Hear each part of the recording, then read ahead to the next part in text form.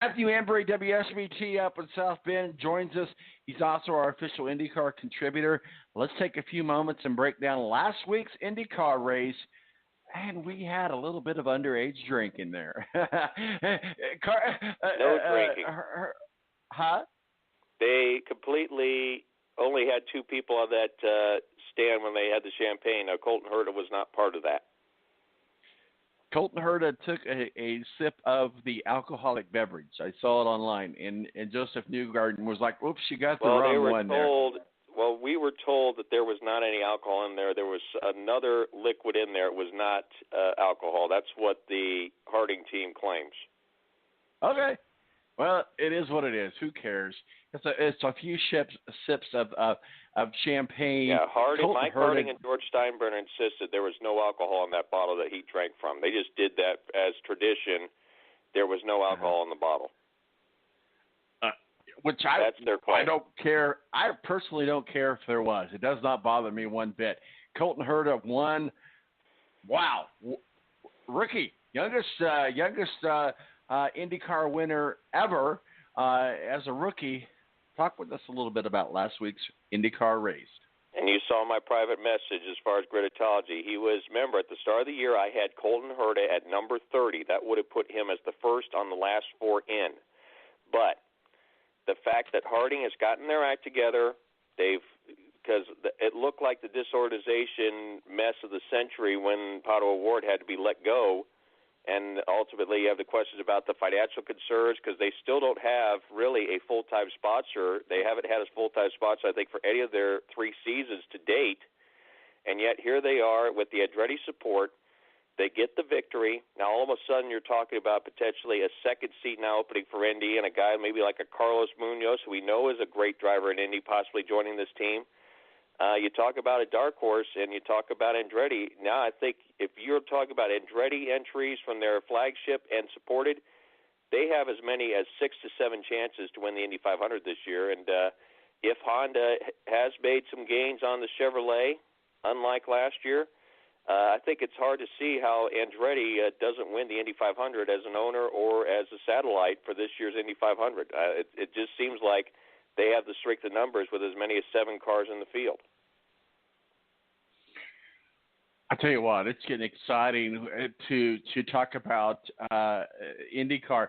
Real quickly, though, let's digress a little bit into NASCAR. We saw the Indianapolis Motor Speedway announce that the Brickyard will be held now over the 4th of July. Last year, apparently late September, interference with the NFL.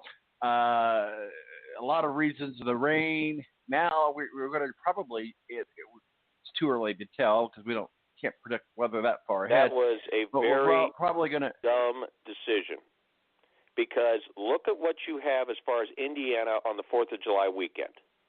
You have in the north. Now, granted, it's in Buchanan, Michigan, but it's Redbud. You're going to lose fans for the Brickyard 400 for that event. South, you have the Madison Regatta. That's another event where fans are not going to show up. So you are putting the Brickyard 400, which has struggled to, have a good draw, and you are putting it dead against 2 races that are traditions for northern and southern Indiana on 4th of July weekend. How do you think you're going to fare as far as ticket sales? It's a very good question, but I guess the even better question would be if you're the Indianapolis Motor Speedway, you really don't have much of a choice. It's NASCAR that makes these decisions. It's NASCAR and the TV contracts that makes these decisions, and it basically was the race that almost wasn't seen last year, so NASCAR kind of thought they had to address that and realize, hey, so if you're at the Indianapolis Motor Speedway, you're saying, thank you, sir, I'll have another. Especially with the TV contracts. You might be okay with not having ticket sales because the TV contract payout is so big. This is a close reaction to the fact that they had 2 rain delays. If not for those rain delays, I think this Sunday they would have had a decent draw. It would have been a great draw. There still would have been a bunch of empty seats, but it would have been way better than what they ended up having on that Monday. Let's talk a little bit about IndyCar, where they're at now, and we've got a couple more races before the Indianapolis 500. Talk with us a little bit about what you're seeing early on in IndyCar. I think we've got a strong team in Penske with the Chevrolet engine. You have a strong team in Andretti Autosport with the Honda. You have another strong team in Ganassi, and that's why Felix Rosenqvist, if you saw my list, is now in the top 9 as a contender, because I think they have 2 bona fide chances now, not just Scott Dixon, but also with Felix Rosenqvist to get in that top 9.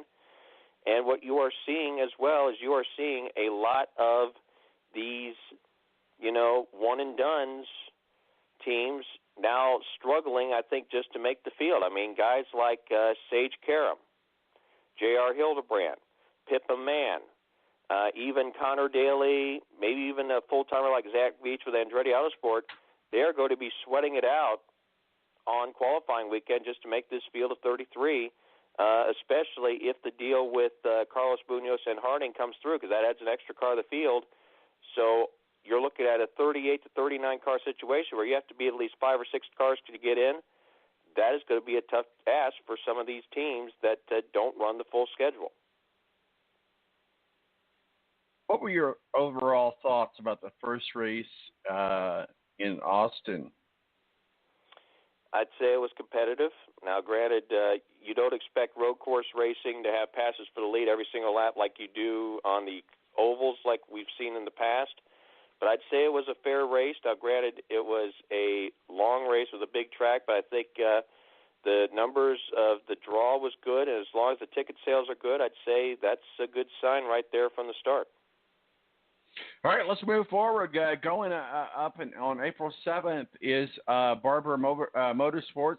Certainly a great track to watch, a fun track to watch, and if you're a fan, it's a fun track to go visit. Talk with us a little bit about Barber and IndyCar, and what are the plans, and how do teams get ready for Barber? I think right now, obviously, getting a car that could get off of turn 3 good and get into that Charlotte's Web hairpin where the ultimate passing zone is, if you could do that, you have a great chance to be competitive there. And I think this is where we will see the breakthrough of another rookie in Felix Rosenqvist. If he qualifies well, gets to Firestone Fast 6, I think we'll have another first-time winner next weekend at Barber. Long Beach, certainly a great race. The Indianapolis 500, the Hollywood of Hollywoods on the West Coast. Long Beach, certainly on the streets of Long Beach before they come to the Indianapolis Motor Speedway for the Grand Prix. And hopefully they could get that deal squared away where they could extend the parameters of it. And if they have to make an alteration of the track, they could successfully do it if this new stadium deal comes into play, because I'd hate to see this race taken off the schedule considering all the tradition it's had as a stop on the Formula One, the car schedule, and the IndyCar schedule. We'll see how it plays out with that. But as far as this year, you got to go with the 2 guys that have done well there in the past, and that's Will Power or Wyatt Hunter-Ray. I'd say those are the 2 guys. Also at Alexander Rossi, I think would be a factor. I think that's a track, unlike, say, Circuit of the Americas, where it was do it for everybody, and then obviously Barber, which is also a mixed bag. I think veteran leadership comes to the forefront when we get to Long Beach. So I think a veteran like I said, a Power, a Hunter-Ray, or a Rossi is going to be your winner for Long Beach.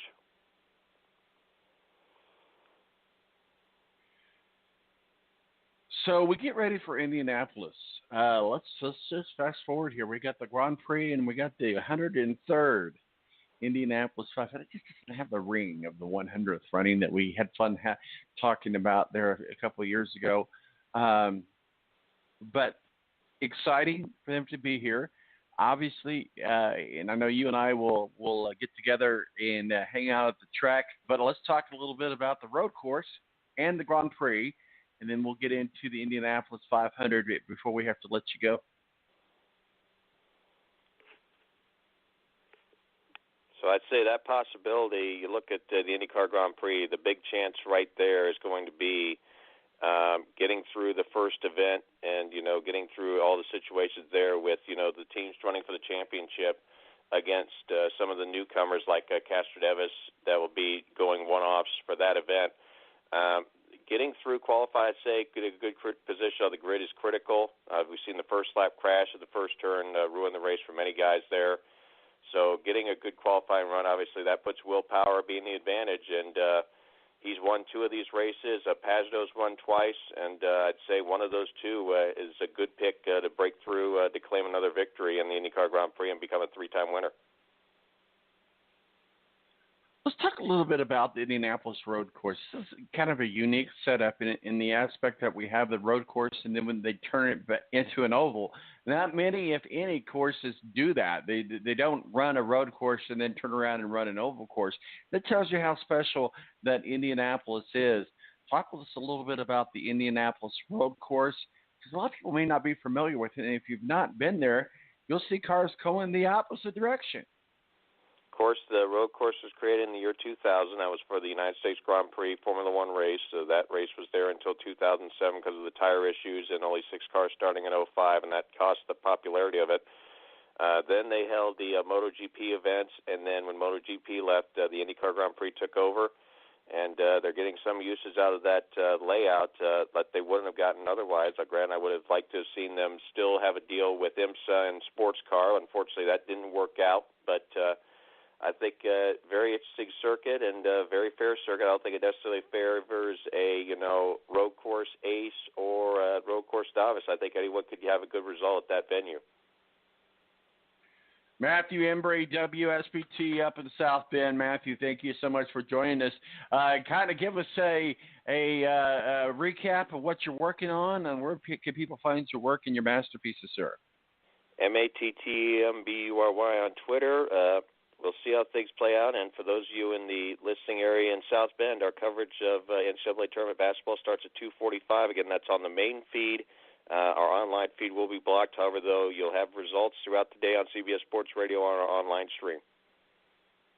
All right, Matthew, we appreciate you joining us. Let's see what happens as we get into March Madness in the Final Four. Anytime, Tom. All right, buddy.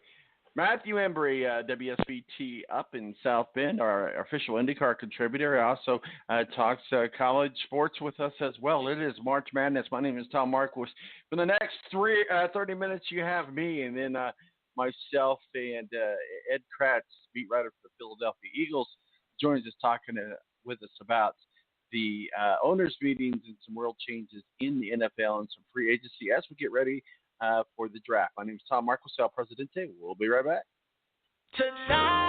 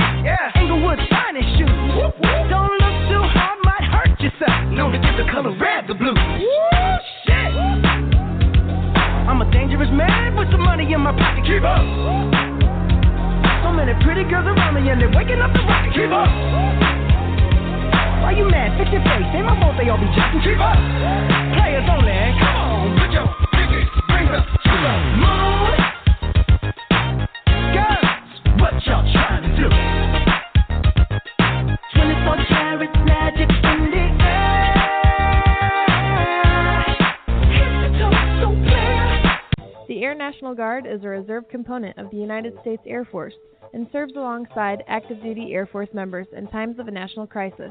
In addition, the Air Guard serves the state and local community in a wide range of capacities. The reason people join the Air Guard is as diverse as our members and includes such reasons as a deep desire to serve their country, money for college, travel, new job skills, and the pride that goes along with belonging to the greatest military organization in the world. I joined because I felt a calling to serve my country, but I didn't want to be far away from my family, so the Indiana Air National Guard was a perfect fit for me. With over 95 different career opportunities to choose from and 100% paid college tuition to any state-funded college, why not give us a call? Call 1-800-841-3103 or visit online at goang.com to find out more. Again, that's 1-800-841-3103. The